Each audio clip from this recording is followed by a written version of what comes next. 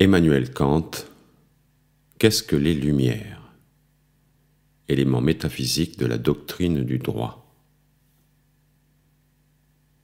Réponse à cette question, qu'est-ce que les Lumières? 1784. Les Lumières sont ce qui fait sortir l'homme de la minorité qu'il doit s'imputer à lui-même.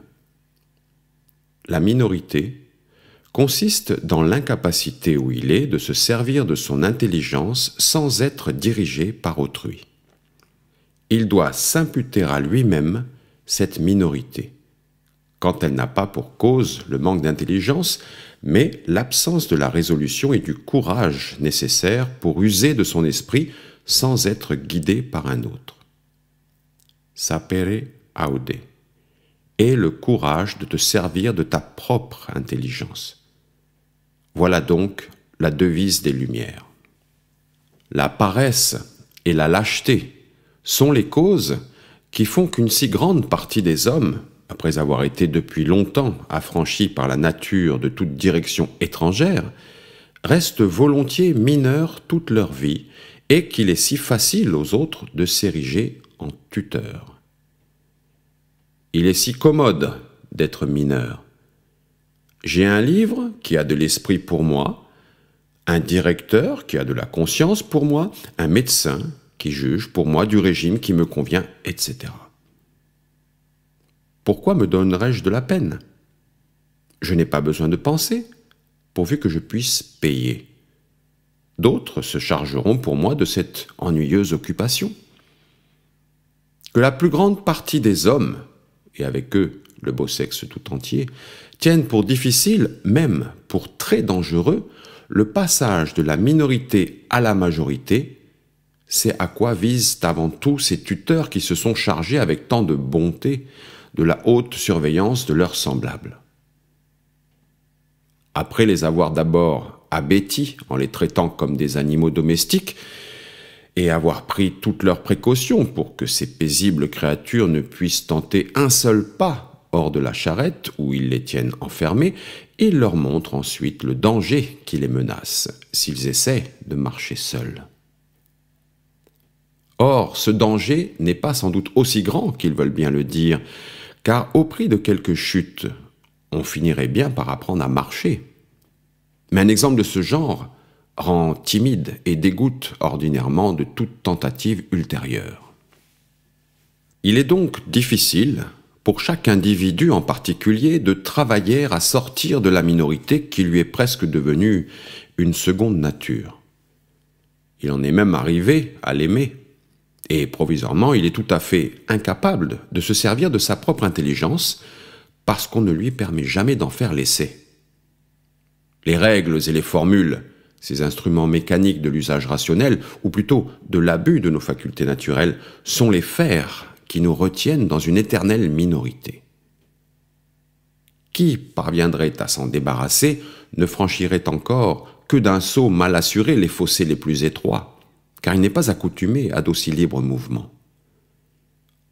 Aussi, n'arrive-t-il qu'à bien peu d'hommes de s'affranchir de leur minorité par le travail de leur propre esprit pour marcher ensuite d'un pas sûr.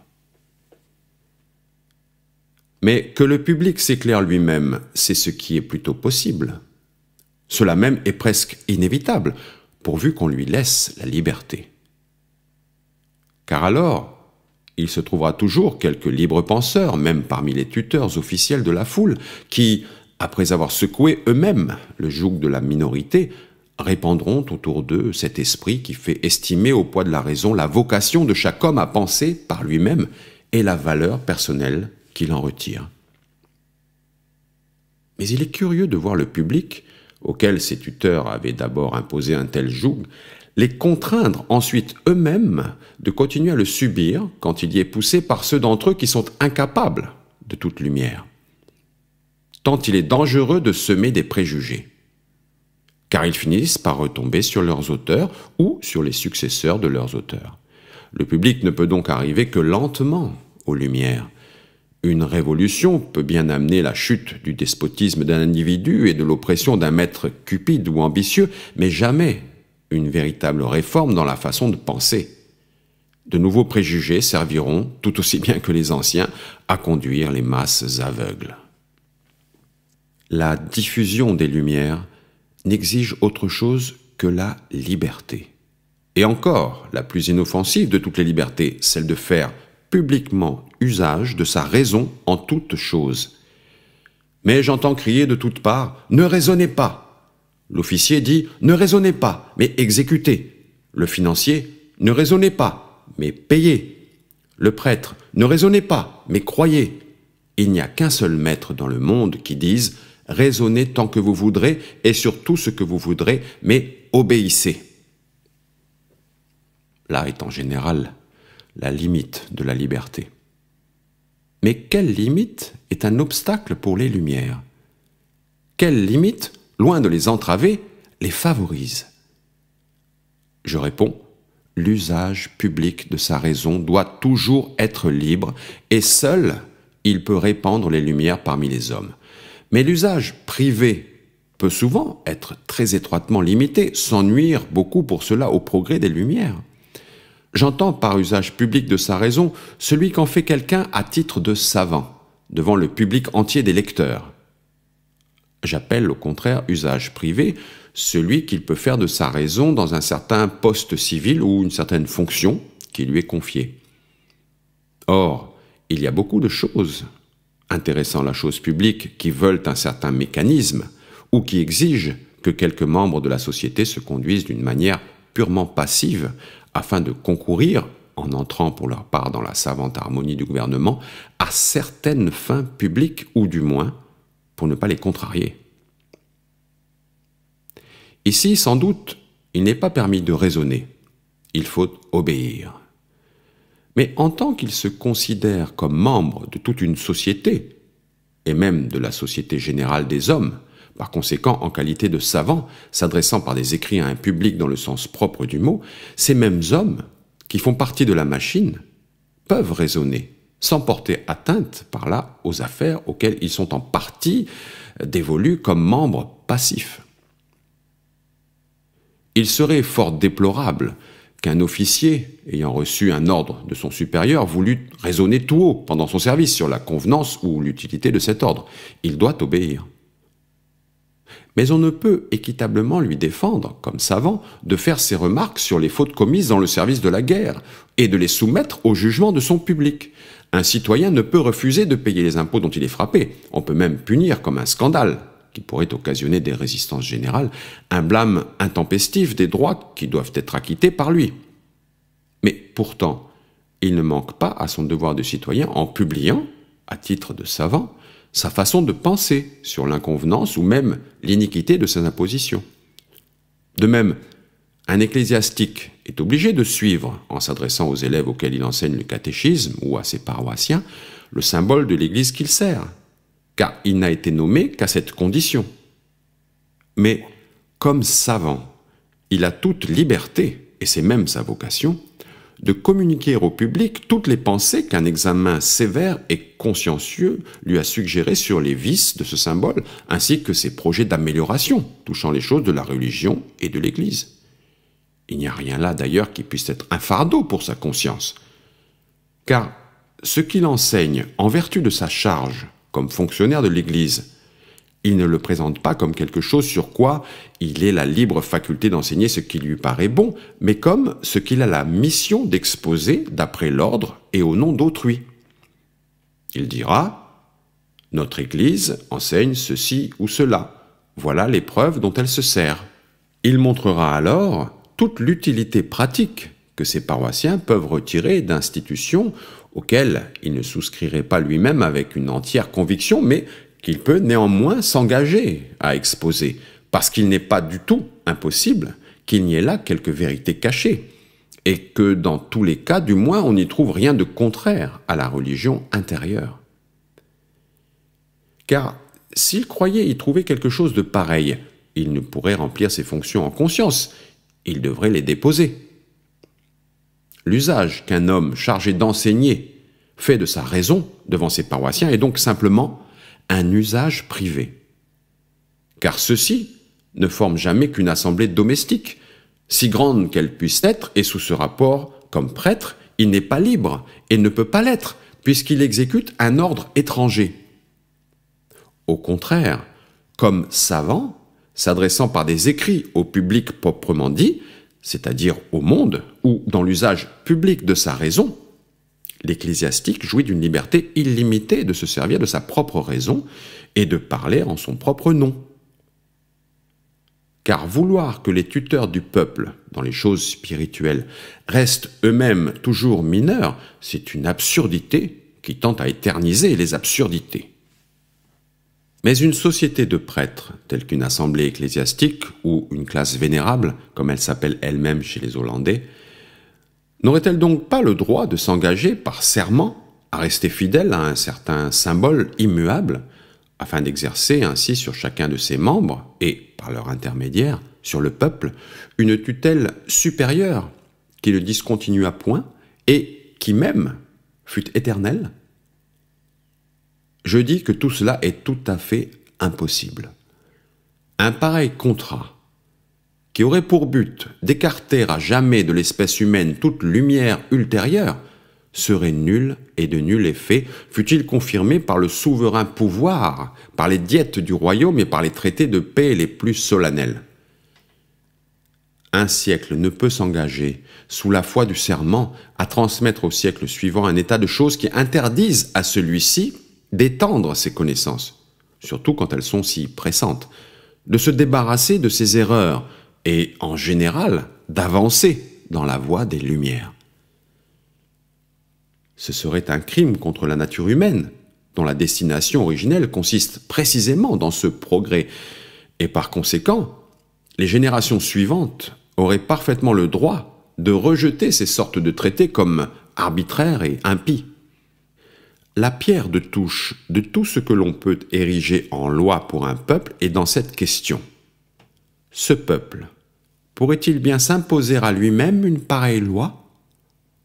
Or, en attendant en quelque sorte une loi meilleure, il pourrait bien adopter, pour un temps court et déterminé, une loi analogue à celle dont nous venons de parler, afin d'établir un certain ordre.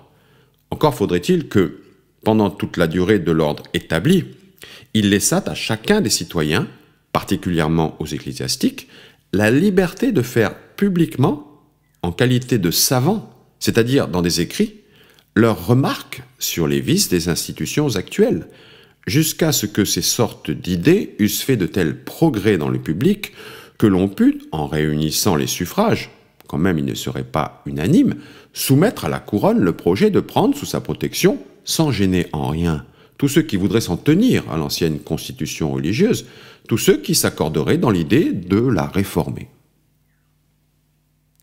Mais se concerter, ne fût-ce que pour la durée de la vie d'un homme, afin d'établir une constitution religieuse immuable que personne ne puisse mettre publiquement en doute, et enlever par là en quelque sorte un espace de temps au progrès de l'humanité dans la voie des améliorations, le rendre stérile et même funeste pour la postérité, c'est ce qui est absolument illégitime. Un homme peut bien différer quelque temps de s'éclairer personnellement sur ce qu'il est obligé de savoir, mais renoncer aux lumières, soit pour soi-même, soit surtout pour la postérité, c'est violer et fouler aux pieds les droits sacrés de l'humanité. Or, ce qu'un peuple ne peut pas décider pour lui-même, un monarque le peut encore moins pour le peuple, car son autorité législative repose justement sur ce qu'il réunit dans sa volonté, toute la volonté du peuple. Pourvu qu'il veille à ce qu'aucune amélioration véritable ou supposée ne trouble l'ordre civil, il peut d'ailleurs laisser ses sujets libres de faire eux-mêmes ce qu'ils croient nécessaire pour le salut de leur âme. Cela ne le regarde en rien, et la seule chose qui le doit occuper, c'est que les uns ne puissent empêcher violemment les autres de travailler de tout leur pouvoir à déterminer et à répandre leurs idées sur ces matières. Il fait même tort à Sa Majesté en se mêlant de ces sortes de choses, c'est-à-dire en jugeant dignes de ses augustes regards les écrits où ces sujets cherchent à mettre leur connaissance en lumière, soit qu'il invoque en cela l'autorité souveraine de son propre esprit, auquel cas il s'expose à cette objection. Caesar non est supra grammaticos. soit surtout qu'il ravale sa puissance suprême jusqu'à protéger dans son état, contre le reste de ses sujets, le despotisme ecclésiastique de quelques tyrans. Si donc on demande « Vivons-nous aujourd'hui dans un siècle éclairé ?» Je réponds « Non, mais bien dans un siècle de lumière. » Il s'en faut de beaucoup, encore, que dans le cours actuel des choses, les hommes, pris en général, soient déjà en état, ou même puissent être mis en état de se servir sûrement et bien, sans être dirigés par autrui, de leur propre intelligence dans les choses de religion. Mais qu'ils aient aujourd'hui le champ ouvert devant eux pour travailler librement à cette œuvre, et que les obstacles qui empêchent la diffusion générale des lumières, ou retiennent encore les esprits dans un état de minorité qu'ils doivent s'imputer à eux-mêmes, diminuent insensiblement, c'est ce dont nous voyons des signes manifestes. Mais qu'ils aient aujourd'hui le champ ouvert devant eux pour travailler librement à cette œuvre, et que les obstacles qui empêchent la diffusion générale des lumières, ou retiennent encore les esprits dans un état de minorité qu'ils doivent s'imputer à eux-mêmes, diminuent insensiblement. C'est ce dont nous voyons des signes manifestes. Sous ce rapport, ce siècle est le siècle des Lumières. C'est le siècle de Frédéric. Un prince qui ne croit pas indigne de lui de dire qu'il regarde comme un devoir de ne rien prescrire aux hommes dans les choses de religion, mais de leur laisser à cet égard une pleine liberté, et qui par conséquent ne repousse pas le noble mot de tolérance, est lui-même éclairé et mérite d'être loué par le monde de la postérité reconnaissante comme celui qui le premier, du moins du côté du gouvernement, a affranchi l'espèce humaine de son état de minorité et a laissé chacun libre de se servir de sa propre raison dans tout ce qui est affaire de conscience. Sous son règne, de vénérables ecclésiastiques, sans nuire au devoir de leur profession, et, à plus forte raison, tous les autres qui ne sont pas gênés par aucun devoir de ce genre, peuvent, en qualité de savants, soumettre librement et publiquement à l'examen du monde leur jugement et leur vue, bien qu'ils s'écartent sur tel ou tel point du symbole reçu. Cet esprit de liberté se répand aussi hors de chez nous, là même où il a à lutter contre les obstacles extérieurs d'un gouvernement qui entend mal son devoir, car le nôtre offre une preuve éclatante qu'il n'y a absolument rien à craindre de la liberté pour la paix publique et l'harmonie des citoyens. Les hommes travaillent d'eux-mêmes à sortir peu à peu de la barbarie, pourvu qu'on ne s'applique pas à les y retenir. J'ai placé dans les choses de religion le point important des Lumières qui font sortir les hommes de l'état de minorité qu'ils se doivent à eux-mêmes, parce que, quant aux arts et aux sciences, notre souverain n'a aucun intérêt à exercer une tutelle sur ces sujets, et surtout parce que cet état de minorité est non seulement le plus funeste, mais encore le plus avilissant de tous. Mais la façon de penser d'un chef d'État, qui favorise les arts et sciences, va plus loin encore. Il voit que, même pour sa législation, il n'y a aucun danger à permettre à ces sujets de faire publiquement usage de leur propre raison et de publier leurs pensées sur les améliorations qu'on y pourrait introduire, même de faire librement la critique des lois déjà promulguées. Nous en avons aussi un éclatant exemple dans le monarque auquel nous rendons hommage et qui ne s'est laissé devancer en cela par aucun autre.